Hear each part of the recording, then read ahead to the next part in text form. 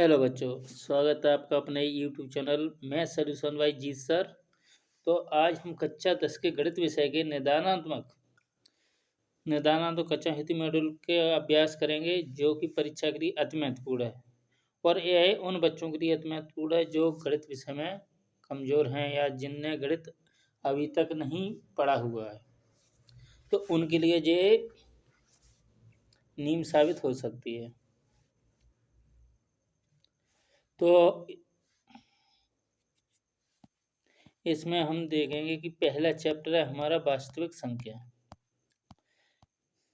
वास्तविक संख्या जो हमारा पाठ्य पुस्तक है माध्यमिक शिक्षा मंडल की एनसीईआरटी की, उसके तहत जिस वास्तविक संख्या है, और इसमें हम पढ़ेंगे भूमिका, अंक गणित की आधारभूत पूर्वमेय अपरिमेय संख्याओं का पुनर्भ्रमण सारांश। और इसमें अति महत्वपूर्ण रहता है हमारा जैसे महत्तम समा अपवर्तक और लघुत्तम समा अपवर्त, इन चीज़ों का ज़्यादा। तो हम पहले चैप्टर पे आते हैं। पहला चैप्टर वास्तविक संख्या। इसमें अभ्यास के लिए हमें पहले विकल्प टाइप के प्रश्न दिए हुए हैं, जो कि परीक्षा में अति महत्वपूर्ण रहते हैं। 30 नंबर के ऐसे क्वेश्चन आते हैं जो एक एक नंबर के रहते हैं, जिसमें आपका विकल्प टाइप का रहता है और उसमें आपका रिक्त स्थान, सत्य असत्य और सही जोड़ियाँ, इस तरीके से, और एक शब्द या वाक्य में उत्तर। एक एक नंबर के 30 क्वेश्चन आते हैं और परीक्षा में ये महत्वपूर्ण भूमिका निभाते हैं, जब हमें इसमें उत्तीर्ण होना जरूरी रहता है।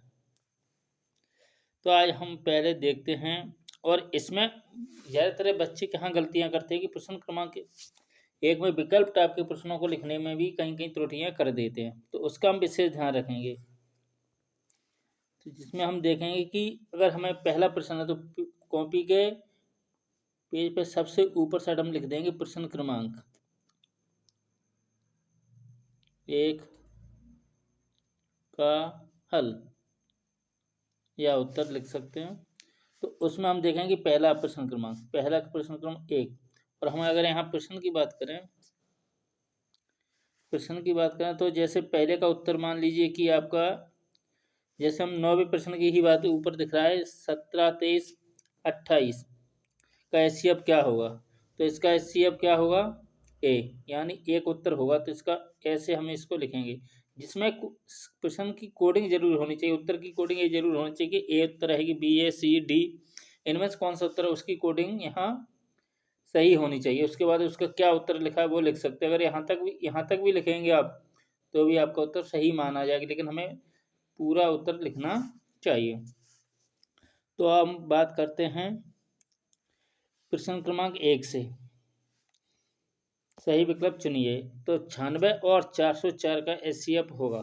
96 और 404 का एचसीएफ होगा। इसके लिए हमने दो विधियां पढ़ी हैं मुख्यतः, गुणनखंड विधि और भाग विधि। गुणनखंड विधि और भाग विधि। और एक और विधि है जो एलसीएम के जैसा होता है, और उसे हम एक साथ भी उत्तर पता कर सकते हैं, जैसे कि 96 और 404 दोनों सम संख्याएं। तो इसमें हम पहले 2 से डिवाइड करेंगे। जब हम 2 से डिवाइड करेंगे तो यहाँ आ जाएगा 4, 8 और 2 का 4 में डिवाइड, 4 में 2 का भाग देंगे तो 2, 0, 2। फिर इसमें दोनों में 2 का भाग चला जाएगा, तो जब 2 का भाग देंगे तो यहाँ हो जाएगा 4 में 2 का भाग देंगे तो 2, 8 में 2 का भाग देंगे तो 4। और ऐसे ही हम यहाँ करेंगे तो 2 का भाग 2 में देंगे एक बार 0, और 2 का भाग 2 में देंगे एक बार। अब हमें यहाँ तक तो पता चलिए कि दोनों का 1:2 यानी 2 से भाग जा रहा था, लेकिन अब यहाँ 2 का भाग 24 में तो जा रहा है, लेकिन 101 में नहीं जा रहा है। तो जिसमें कॉमन दोनों संख्याओं में जिस संख्याओं का भाग चला जाता है वही उसका एचसीएफ होता है। तो इसमें एचसीएफ 2 का जा रहा है 2 बार, तो इसका एचसीएफ हो जाएगा 2 गुणा 2, 4, यानी हमारा सही उत्तर होगा बी। इसी प्रकार हम देखेंगे 12 और 15 का एचसीएफ क्या होगा। ऐसे हम 12, 15 को भी पता कर सकते हैं। 12 और 15 को जब हम पता करेंगे तो देखिए इसमें 2 का भाग इसमें जा रहा है, 15 में नहीं जा रहा, तो हम सीधा पहले 3 से भाग दे देंगे। दोनों में जिसका भाग जाए उसी का भाग हम पहले देंगे। तो 3 का जा रहा है तो 3 का देंगे तो इसमें हो जाएगा 4, इसमें हो जाएगा 5। अब देखिए कि इन दोनों में किसी भी कॉमन संख्या का भाग नहीं जा रहा है, यानी दोनों में एक ही संख्या किसी का भाग नहीं जा रहा है। इसमें 2 का जाएगा तो इसमें 5 का जाएगा, तो हमारा एलसीएम खाली 3 होगा। क्या होगा? 3, सिर्फ 3 होगा, जिसका उत्तर ए होगा। अब हम प्रश्न क्रमांक बात करेंगे तीसरे की। दो संख्याओं का गुणनफल बराबर 32 तथा एलसीएम 8 और उसका एचसीएफ क्या होगा?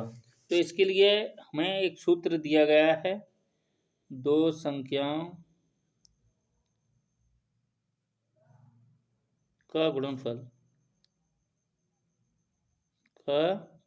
बराबर होता है एलसीएम गुणा एचसीएफ, एलसीएम गुणा एचसीएफ। पर हमें एचसीएफ ज्ञात करना हो तो एचसीएफ हमें फॉर्मूला याद रखना है, एचसीएफ बराबर दो संख्याओं का गुणनफल, दो संख्याओं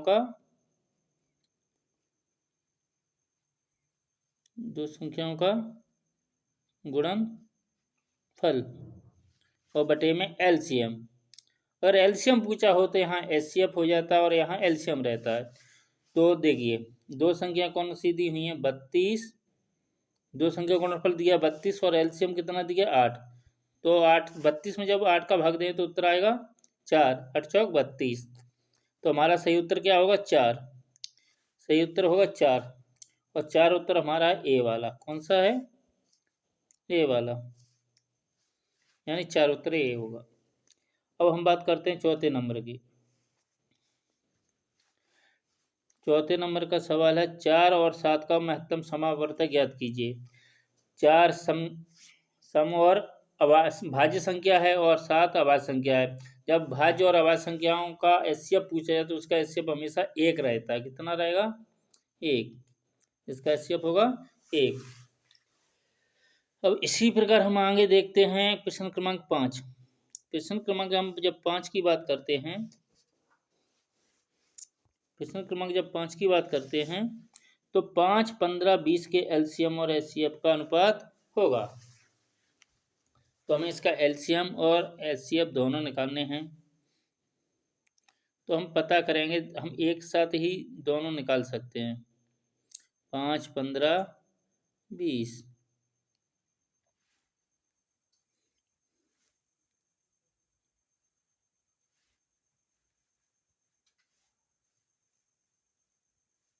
ये 15 है, हाँ। तो 5, 15, 20 तो हम 2 से भाग देंगे। 2 से भाग देंगे तो यहाँ 5 में तो भाग नहीं जाएगा, 15 में भी नहीं जाएगा, लेकिन 20 में जाएगा। तो 20 में जब भाग देंगे तो आएगा यहाँ 10। अब यहाँ फिर हम 2 से भाग देते हैं तो यहाँ 5 में नहीं जाएगा, 15 में भी नहीं जाएगा, 10 में चला जाएगा 5 बार। अब हम जब 5 का भाग देते हैं तो यहाँ 3 का भाग देंगे, पहले क्रम से चलेंगे तो 3 का भाग। 5 में नहीं जाएगा, 15 में चला जाएगा 5 बार और इसमें भी नहीं जाएगा। अब हम 5 का भाग देते हैं तो 1, 1, 1। यहाँ देखिए 5, 1, 1 ऐसी संख्या जो तीनों को विभाजित कर रही है। 5 क्या कर रहा है कि तीनों संख्याओं को विभाजित कर रही है। 5 को भी कर रहा है, 15 को भी कर रहा है, 20 को भी कर रहा है। तो इससे हमें पता चलेगा कि 5 तो इसका एचसीएफ होगा। एचसीएफ कितना होगा? 5। और अगर एलसीएम की बात करें, एलसीएम, तो एलसीएम होगा इसका 2 गुणा 2, 4, 4 3 12।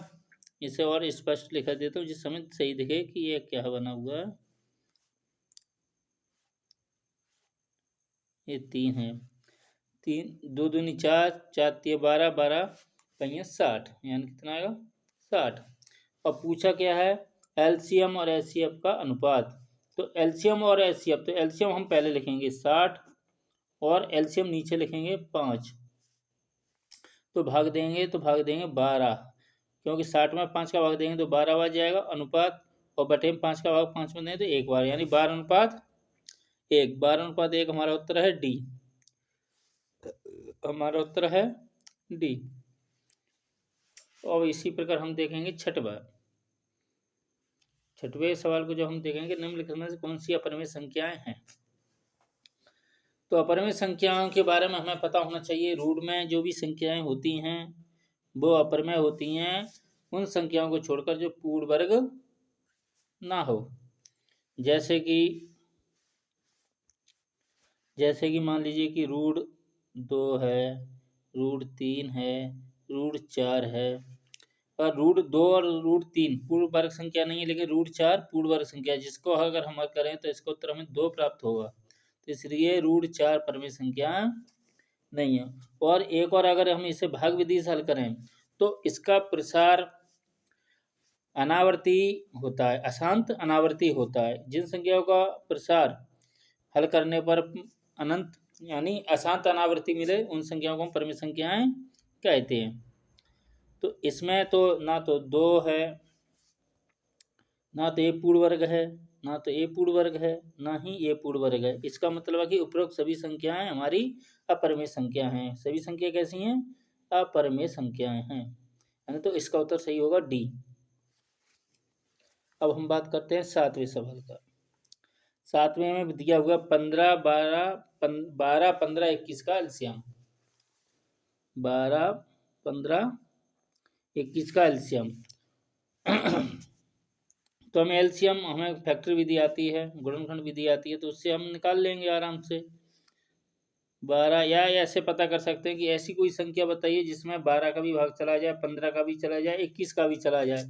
लेकिन इस तरीके से आप अगर हल करते हो तो इसमें आपका टाइम ज़्यादा जाएगा परीक्षा के समय, और तनाव भी बढ़ेगा दिमाग पे। तो हमें अच्छे सरल तरीके से हल करना उचित समझेंगे। तो इसमें देखेंगे हम 2 से पहले भाग देंगे तो यहाँ हो जाएगा 6, 15, और 21 में भाग नहीं जाएगा तो यहाँ हो जाएगा 21 का 21। अब 2 का भाग हम फिर देंगे तो 2 का भाग जब 6 में देंगे तो 3 बार जाएगा।